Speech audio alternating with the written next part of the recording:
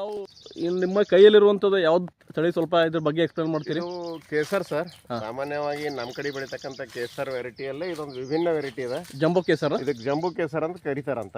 ಹಾ. ಈ ಸದ್ಯ ಏನಪ್ಪಾ ಅಂದ್ರೆ ರೈತರೆಲ್ಲ ಇದಕ್ಕೆ ಸಾಕಷ್ಟು ಆಕರ್ಷಣೆಯಾಗಿ ಕಲ್ಕತ್ತಾದ ವೆರೈಟಿಯಿಂದ ತಂದು ಬೆಳೀತಕ್ಕಂಥ ಕೋಶಿಶ್ ಮಾಡ್ತಾ ಇದ್ದಾರೆ ಇವಾಗ.